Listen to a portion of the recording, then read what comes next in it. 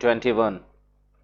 Don't skip the class any second because it is not a scripted class. I even myself don't know what I am going to teach you and what important things will be explained in further with in forms of structure, grammar or vocabulary.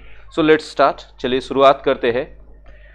तो the first sentence is the staggering collapse of part of a glacier. Collapse तो हुआ, किसका हो गया भाई? Glacier का.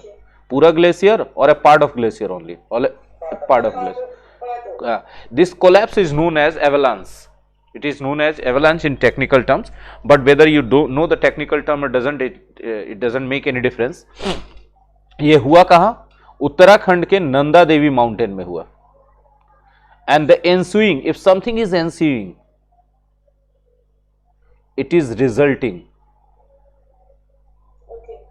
Okay, it has come out of the word ensue. If something ensues, it follows, it happens after something as a result. ठीक है, कि कोई घटना हुई उसके बाद रिजल्ट के रूप में कुछ और हो जाता है, तो रिजल्ट के रूप में होना एंस्यू करना कहलाता है. ठीक है, तो स्टैगरिंग कोलैप्स हो गया. किस चीज का हुआ? पार्ट ऑफ ग्लेशियर का. कहां हुआ? उत्तराखंड के नंदा देवी माउंटेन में. और इसके रिजल्ट, हाँ, staggering collapse. Very good. Staggering collapse है तो बहुत भयानक तरीके का कोलैप्स हो गया. थोड़ा सा हुआ, फिर थोड़ा देर के बाद और हुआ, फिर थोड़ा देर के बाद हुआ, इस तरह से बढ़ते चला गया स्टैगर करके.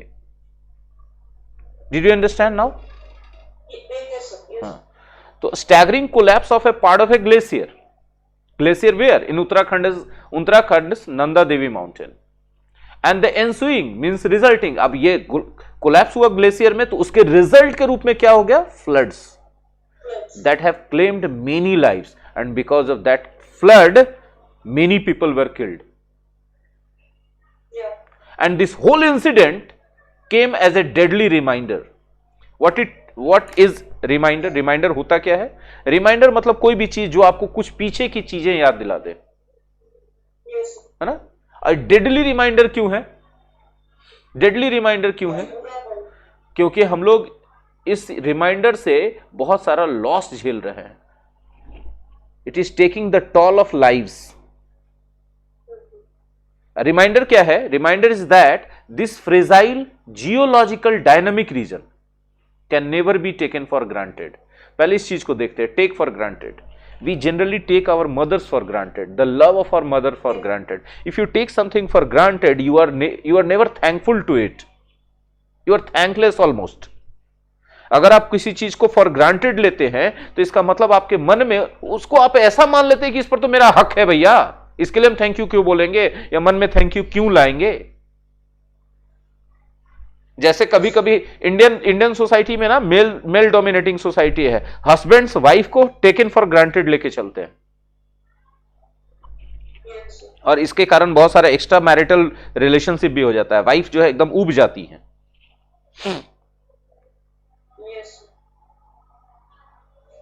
ठीक है, तो टेक समबडी और समथिंग फॉर ग्रांटेड मतलब कि आप उसको मान के चल रहे हो कि भैया हमरे है, कहां जाएगा भाई, कहीं नहीं जाने वाला है. आपके मन अब ऑलमोस्ट थैंकलेस हो जाते हो ना. अब जैसे मम्मी को कभी थैंक यू बोला है क्या आपने किसी चीज के लिए? मन में आता भी नहीं है. उल्टे दिन भर परेशान होकर खाना बनाएगी, थोड़ा सा नमक ज्यादा हो गया, क्या मम्मी आपको एकदम इतना दिन में समझ में नहीं आता है, इतना इतना नमक डाल देती है. लो, you are taking her for granted. Do you understand now what it means? तो अब जरा देखना जो हम बता रहे जा रहे हैं आप लोगों को. Let me clean the board now. देखिए, अभी कहा जा रहा है कि स्टैगरिंग कोलैप्स हुआ पार्ट ऑफ ए ग्लेशियर में उत्तराखंड के नंदा देवी माउंटेन में, और इसके रिजल्ट के रूप में क्या आ गया? बाढ़ आ गया. और इस बाढ़ ने क्या कर दिया? क्लेम कर दिया मेनी लाइव्स को. और ये पूरा इंसिडेंट जो हुआ, staggering collapse of the glacier in Uttarakhand, और उसके कारण बाढ़ आना और उसके कारण बहुत सारे लोगों के जान जाना, ये एक रिमाइंडर है. रिमाइंडर किस बात का? कि ये फ्रेजाइल और जियोलॉजिकल डायनामिक रीजन, कौन सा? उत्तराखंड वाला, नंदा देवी माउंटेन वाला रीजन, ये फ्रेजाइल है. If some region means area, region means area. If any fragile means easily breakable, easily breakable. Yes, like glass. Okay, very weak, very weak, yes, you can't rely on it, आप इस पर भरोसा नहीं कर सकते। तो ये एरिया बहुत वीक है जहां पे ये लैंडस्लाइड या एवेलांस हुआ है, और जियोलॉजिकली डायनेमिक एरिया है। अब डायनेमिक क्या होता है? If something is dynamic it is always changing, it is not constant.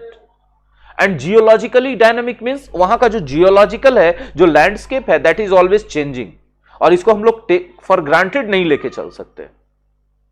मतलब यदि आप किसी चीज को ग्रांटेड लेते हो तो you are careless about that, but if you don't take it granted you become careful about that. तो आप इसको ग्रांटेड नहीं ले सकते, मतलब उस क्षेत्र में हम लोगों को काफी अलर्ट रहने की जरूरत है, हम लोगों को काफी केयरफुल रहने की जरूरत है। I hope this sentence is quite clear. Yes, sir. Moving to the next sentence, a significant slice of the glacier, slice means piece, a significant slice, if any slice is called to be significant, इसका मतलब कि नहीं वो महत्वपूर्ण नहीं है, very big in size, here significant means very big in size। तो एक बहुत बड़े आकार का टुकड़ा किस चीज का? उस ग्लेशियर का, dislodged by a landslide, dislodged means displaced, yes, it was displaced by a landslide according to some satellite images, and how it came to, means the people came to know about it from satellite images के through, ठीक है, produced, and this significant slice of glacier that was dislodged that produced roaring torrents in the Rishi Ganga। मतलब क्या कि ये जो बहुत बड़ा साइज का जो ग्लेशियर का टुकड़ा था जो डिसलॉज हुआ, किसके द्वारा? लैंडस्लाइड के द्वारा, ये पता चला था सैटेलाइट इमेज से। तो ये जो बड़ा वाला टुकड़ा था ना, ये प्रोड्यूस कर दिया, क्या प्रोड्यूस कर दिया? Roaring torrents. रोरिंग टॉरेंट्स का मतलब क्या? यदि रोरिंग है कोई चीज तो उसमें काफी नॉइज है, making a lot of noise, making a lot of noise, roaring, दहाड़ता हुआ, रोअर मींस दहाड़ना, lions roar, yes, sound of a lion is roar. तो roaring torrent, torrents means rain, झड़ी इन द ऋषि गंगा। ऋषि गंगा में लगा कि जैसे एकदम तुरंत बाढ़ आ गया हो, पूरा बारिश हो रही हो और खूब आवाज होने लगा। एंड धौली गंगा रिवर्स में भी यही हुआ। कौन से डिस्ट्रिक्ट में? चमोली डिस्ट्रिक्ट में। ट्रैपिंग अनसस्पेक्टिंग वर्कर्स, ट्रैपिंग मतलब इसके कारण फंस गए। कौन फंस गए भाई? अनसस्पेक्टिंग वर्कर्स, वो वर्कर्स जिनको इस बात का शक तक नहीं था, कोई गुमान तक नहीं था, कोई सुबह तक नहीं था कि ऐसा होने वाला है। एट टू होली, जस्ट ए मिनट। तो देखिए अब वो जो हुआ, टॉरेंट आया पूरा, उसमें बाढ़ आ गया नदी में, दोनों नदी में। कौन से? ऋषि गंगा में और धौली गंगा में। और उसमें कुछ वर्कर्स थे जो काम कर रहे थे। काम किस चीज पर कर रहे थे? हाइड्रो पावर प्रोजेक्ट साइट्स पर काम कर रहे थे, दोनों पर। और वो अनसस्पेक्टिंग थे वर्कर्स। अनसस्पेक्टिंग का मतलब उनको कोई सस्पेक्ट, कोई डाउट नहीं था कि ऐसा चीज होने वाला है। वो बेचारे क्या हो गए? उसमें ट्रैप हो गए, फंस गए। Did you understand now? सारा इंफॉर्मेशन मिला, सारे वर्ड्स मिल गए ना? Yes, sir. Moving to the next sentence, scores of people, score is called number of 20, 20 की संख्या को स्कोर कहते हैं। तो 20 लोग आर स्टिल मिसिंग, गायब हैं। कहां? In the wave of water, पानी की लहर में। सिल्ट, सिल्ट किसको कहते हैं? जब बाढ़ आता है तो बाढ़ के पानी के साथ कीचड़, मिट्टी सब आता है ना, और बाढ़ का पानी जब लौट जाता है, रिटर्न हो जाता है, तो वो जो नीचे जम के बैठा रहता है ना, मिट्टी कीचड़ ये सब, that is called silt. In Hindi it is called अवसाद, in English it is also, या नॉट, मलबा मकान के गिरने से होता है, it is called residue. And debris, debris तब कहा जाता है जब कोई बिल्डिंग, कोई भी बिल्डिंग, छोटा बड़ा कोई भी बिल्डिंग कोलैप्स करे तो उससे जो मलबा आता है दैट इज कॉल्ड डेब्रिस। जो आपने मलबा कहा ना, डेब्रिस, तो बोले सर इसमें डेब्रिस कहां से आ गया? भाई बाढ़ आया होगा तो आसपास के मकानों को भी तो उड़ाया होगा ना। रेस्पॉन्ड करें? यस, रेस्पॉन्ड करेंगे। Yes, sir. हाँ, दैट स्वैम्प्ड द रिवर्स, जिसने रिवर को एकदम स्वैम्प कर दिया, मतलब रिवर उससे पूरा भर गई। एंड फिल्ड टनल्स, और पूरे टनल्स जितने थे वो भर गए। किसमें? In the Tapovan power project में। वहां पे पावर प्रोजेक्ट चल रहा था पूरे हिमालयन एरिया में, केंद्र सरकार ने पावर प्रोजेक्ट चलाया, हाइड्रो पावर प्रोजेक्ट। इसमें आगे पढ़ना है इसके बारे में।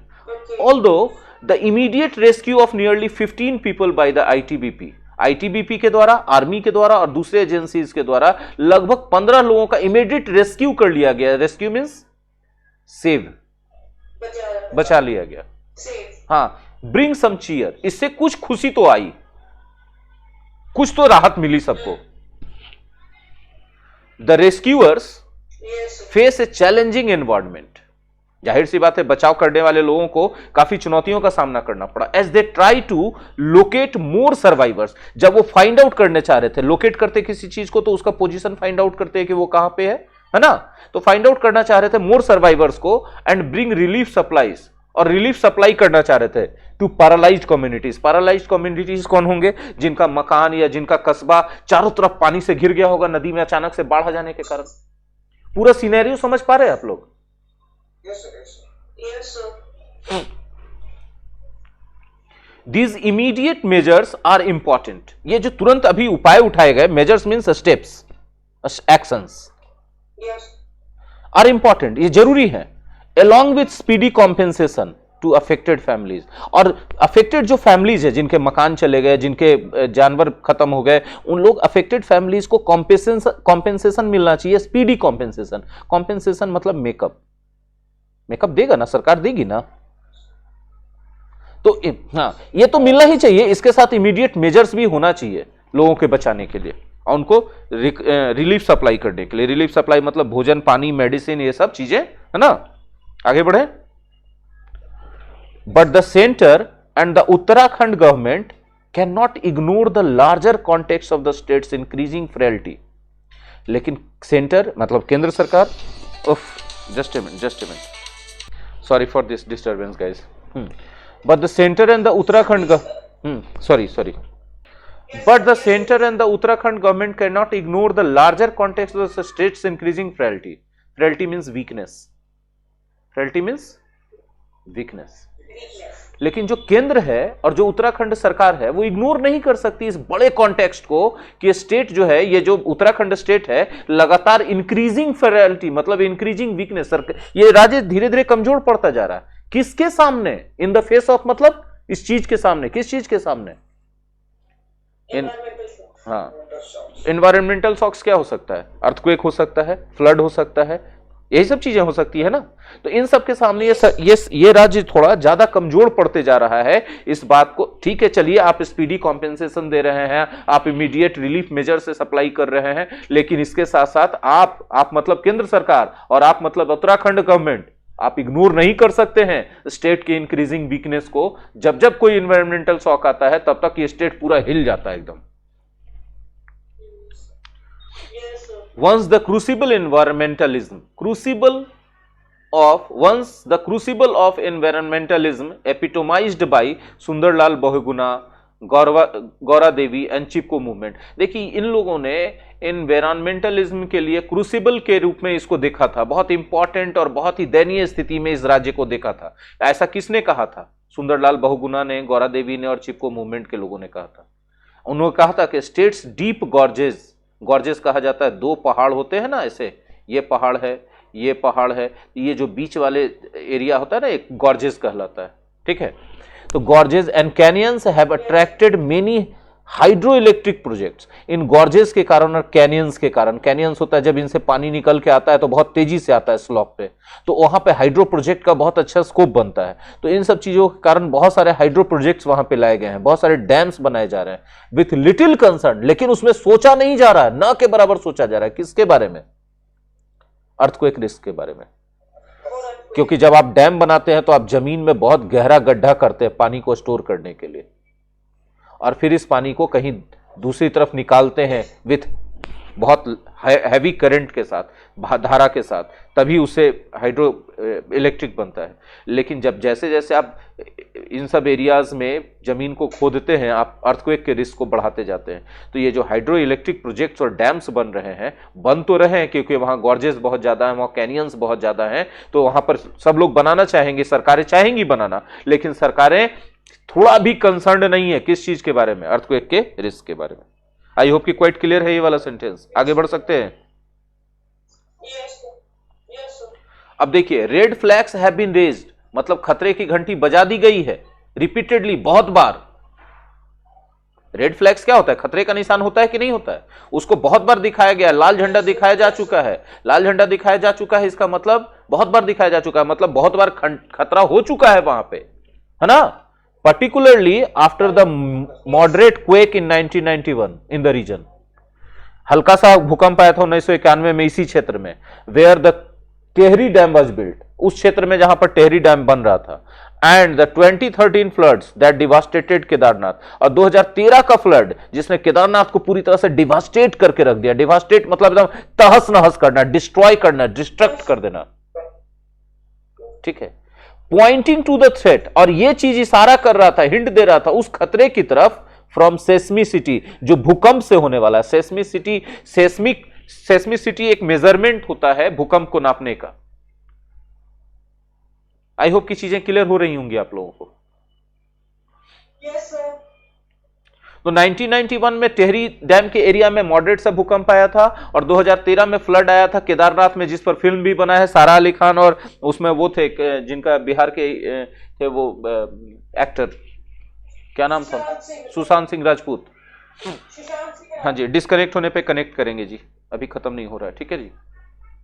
Yes, sir. डैम इंक्लूडेड माइक्रोसेस्मिसिटी, और ये डैम जो था इंड्यूस्ड, डैम इंड्यूस्ड, ये डैम इंड्यूस्ड का मतलब क्या, उस डैम जब बनेगा, गड्ढा खोदाएगा ज्यादा गहराई जमीन में, तो वहां पर माइक्रोसिस्मिसिटी, हल्का हल्का भूकंप का झटका हमेशा आते रहेगा उस जगह पर, याद रखिएगा। उसके कारण लैंडस्लाइड्स भी हो रहा था, फ्लड्स भी आ रहे थे, from a variety of causes, बहुत सारे कारणों से, और उसमें इंक्लूडिंग था अनस्टेबल ग्लेशियल लेक्स। एक कारण यह भी था कि वहां का जो ग्लेशियल लेक्स है, लेक जो होता है झील जानते हैं, और ग्लेशियल लेक जो बर्फ का झील होता है, वो अनस्टेबल है, मतलब हमेशा खिसकते रहता है। और वहां का क्लाइमेट चेंज वाला जो एनवायरनमेंट है, यह भी वहां के एनवायरमेंटल क्राइसिस का एक कारण में से एक है। आगे बढ़ सकते हैं। Yes, sir.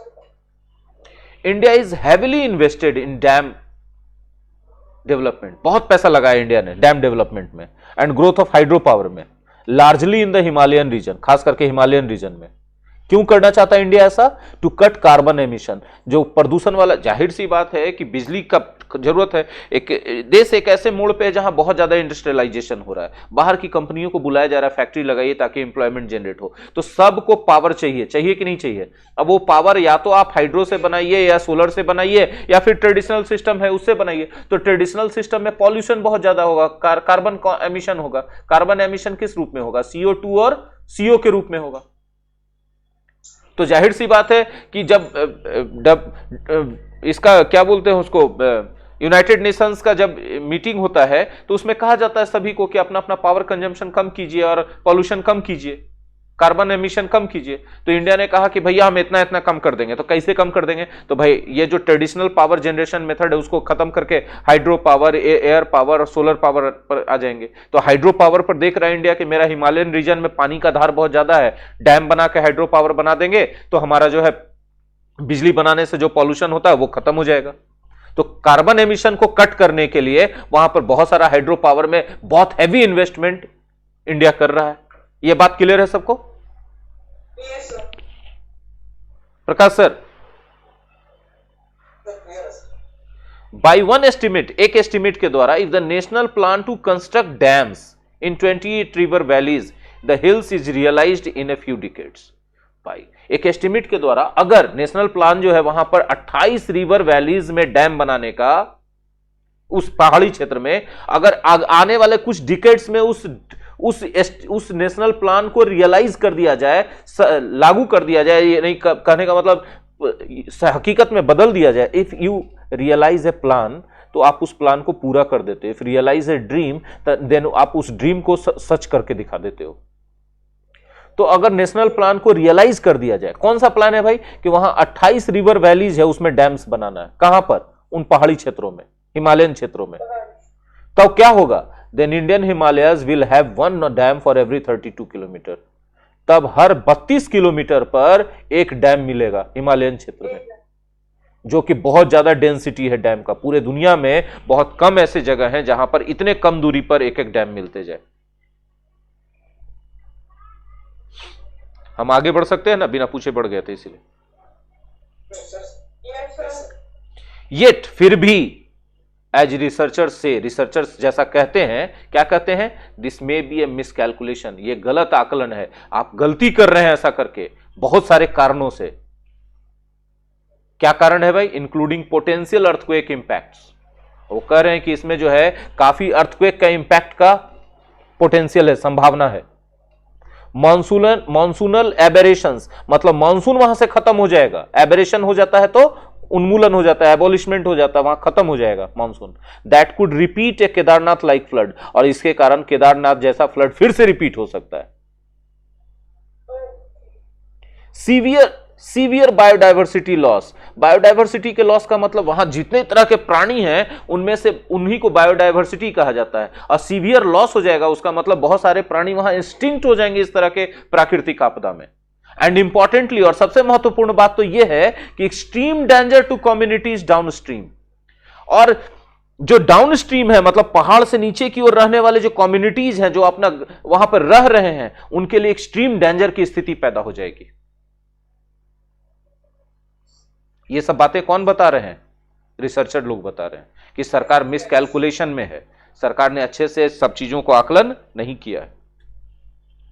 There is also some evidence, इस बात के सबूत भी हैं, दैट की the life of dams is often exaggerated. Life of dam जो होता है वो बढ़ा चढ़ा के बताया जाता है। मतलब एक डैम बनाया जाता है तो उस डैम का कितना लाइफ रहेगा, सरकारें और इंजीनियर्स इसको बढ़ा चढ़ा के बताते हैं। And siltation which reduces is, siltation जो है एक डैम के लाइफ को रिड्यूस करता है। सिल्टेशन क्या होता है? जब डैम में पानी आएगा नदी का, तो नदी का सिर्फ पानी नहीं आएगा, नदी का मिट्टी कचरा भी आएगा, आएगा कि नहीं आएगा? और वो धीरे धीरे नीचे बैठते जाएगा। इस बैठने वाले सब्सटेंस को सिल्ट कहते हैं, और इस प्रोसेस को नीचे बैठने के प्रोसेस को क्या कहते हैं? सिल्टेशन। तो ये जो सिल्टेशन होगा ना, ये जो है डैम के लाइफ को रिड्यूस कर देगा। और इस सिल्टेशन को अंडर एस्टिमेट किया जा रहा है, ग्रॉसली अंडर एस्टिमेट किया जा रहा है, पूरी तरह से। ग्रॉसली मतलब टोटली, जानते हैं ना, gross weight, total weight, totally under estimate कर रहे हैं। कौन कर रहे हैं? सरकारें कर रही हैं, और कौन करेंगी? इसका एग्जाम्पल दिया गया है यहां पर, देखिए एग्जाम्पल दिया गया कि इससे हुआ क्या था कि भाखड़ा डैम जो बना था हिमाचल प्रदेश में, ठीक है, तो वहां पर सिल्टेशन जितना कैलकुलेट किया गया था उससे 140% ज्यादा सिल्टेशन हुआ। सिल्टेशन ही एक डैम का खत्म करने का कारण होता है, क्योंकि सिल्टेशन होगा तो धीरे धीरे इसमें बैठता जाएगा मिट्टी और गर्द, तो ये धीरे धीरे फिर क्या होगा? डैम बंद हो जाएगा, फिर दूसरा जगह आप डैम खोदिएगा। तो बोले सर भर ही गया तो फिर लॉस क्या है? नहीं, याद रखिएगा कि एक जमीन जो बना रहता है उसमें जो डेंसिटी होती है मिट्टी को कोड़ने के बाद, वो डेंसिटी बनने में मिट्टी का या फिर जो भी उसका कंपोनेंट्स है उसका डेंसिटी बनने में हजारों साल लगते हैं। प्राकृतिक दबाव से वो बनता है। आपने उसको एक बार कोड़ दिया तो उसमें आप भरते भी जाएंगे ना तो वो डेंसिटी नहीं आएगी। और डेंसिटी बहुत हद तक जिम्मेवार होता है किसी भी जमीन का वहां के भूकंप के झटकों को झेलने के लिए। मेरी बात समझ पा रहे हैं आप लोग? Next, the need is to rigorously study the impact of policy. अभी जरूरत है कि बहुत रिगरसली यानी बहुत बारीकी से स्टडी किया जाए इन पॉलिसीज के इंपैक्ट को। कौन से पॉलिसीज के? जो गवर्नमेंट ने हाइड्रो पावर पॉलिसी बनाया है हिमालयन रीजन के लिए, and confine hydro projects to those with the least impact. और इस हाइड्रो प्रोजेक्ट को सीमित कर दिया जाए, कन्फाइन कर दिया जाए मतलब लिमिट कर दिया जाए। लिमिट कहां तक कर दिया जाए? उन हाइड्रो पावर प्रोजेक्ट तक जिनका लीस्ट इंपैक्ट है, जिनका सबसे कम इंपैक्ट पड़ रहा है। इंपैक्ट तो पड़ना ही पड़ना है। आई होप कि क्लियर है। While relying more on low impact run of the river power projects that need no destructive large dams or reservoirs। और जबकि रिलाय करना चाहिए ज्यादा किस पर? लो इंपैक्ट वाले run of the river power projects पर। Run of the river power projects क्या होता है? जो नदियां हैं, जो पानी बहने वाली नदियां हैं, ठीक है ना, उनमें क्या होगा? अपने आप करंट है, तो इस करंट के बीच में आप अगर टरबाइन लगाते हो तो आपको डैम बनाने की जरूरत पड़ेगी क्या करंट पैदा करने के लिए? नहीं ना। अब जब आपको डैम्स और बड़े बड़े डैम्स और रिजर्वायर्स बनाने की जरूरत नहीं पड़ेगी तो आप जमीन को कोड़ोगे नहीं, और जब जमीन को कोड़ोगे नहीं तो सिस्मिसिटी का डेंजर नहीं आएगा ना भाई, थ्रेट नहीं होगा ना। ये सिंपल सा इंपैक्ट है, इंजीनियरिंग है, सिंपल इंजीनियरिंग है। सरकारें क्यों इग्नोर कर रही हैं? भगवान जाने, सरकारें जाने। डिस्कनेक्ट होने पे कनेक्ट करना है। इनफैक्ट हम डिस्कनेक्ट कर रहे हैं, उसके बाद कनेक्ट कीजिएगा क्योंकि बहुत कम टाइम बचा है।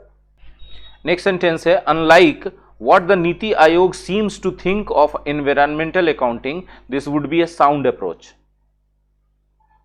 ठीक है, नीति आयोग ने एनवायरमेंटल अकाउंटिंग के बारे में जो सोचा है, इससे अलग ये बात जो बताई जा रही है कि run of the river project पर ज्यादा रिलाई करना चाहिए, ये एक साउंड अप्रोच मालूम पड़ता है। साउंड क्या, जैसे बोलते हैं ना साउंड स्लीप, गाढ़ी नींद, साउंड नॉलेज मतलब बहुत गहरा ज्ञान, साउंड लॉजिक मतलब एकदम रीजनेबल लॉजिक। तो साउंड अप्रोच है यदि किसी चीज की तरफ, तो उस तरफ नजरिया बहुत अच्छा है, बहुत हेल्दी नजरिया है। कौन सा नजरिया, वही रन ऑफ, पीछे वाले स्लाइड पे चलते हैं, देखिए रन ऑफ द रिवर वाला जो पावर प्रोजेक्ट बोला गया कि इसका लो इंपैक्ट होगा क्योंकि इसमें आपको लार्ज डैम्स और रिजर्वायर्स बनाने की जरूरत नहीं पड़ती है। आई होप कि क्वाइट क्लियर है, बोलिएगा। नीति आयोग उसी पर जा रहा है, किस पर, रन ऑफ द रिवर वाले पे नहीं जा रहा, वो डैम बनाने पे जा रहा है। तो जाहिर सी बात है अनलाइक है उससे, जो नीति आयोग चाह रहा है उससे अलग है, डिफरेंट है। अनलाइक मतलब डिफरेंट फ्रॉम, डिफरेंट फ्रॉम, ये ज्यादा बेहतर अप्रोच है, साउंड अप्रोच है रन ऑफ द रिवर वाला। क्लियर है, खत्म हो गया। आई होप कि बहुत सारे वर्ड मीनिंग्स, बहुत सारे स्ट्रक्चर्स, मजेदार चीजें आई होंगी और करंट के बारे में पता तो चला ही, करंट में अभी क्या हो रहा है उत्तराखंड में। ठीक है, अगर अच्छा लगा हो तो लाइक कीजिएगा और अपने दोस्तों के साथ मिल बांट के खाएं, क्योंकि अच्छी चीजें अकेले नहीं खाई जाती हैं।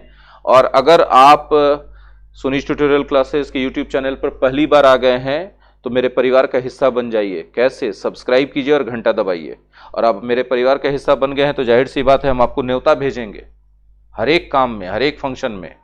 न्योता कैसे पहुंचेगा, आप अपने घर का दरवाजा खुला रखिएगा, मतलब अपने मोबाइल के सेटिंग्स में जाकर यूट्यूब नोटिफिकेशन को ऑन करके रखें। और जब आप आए तो एक अच्छे गेस्ट की तरह आए, फंक्शन में पूरा रुकें, स्किप ना करें बीच में। Thank you very much.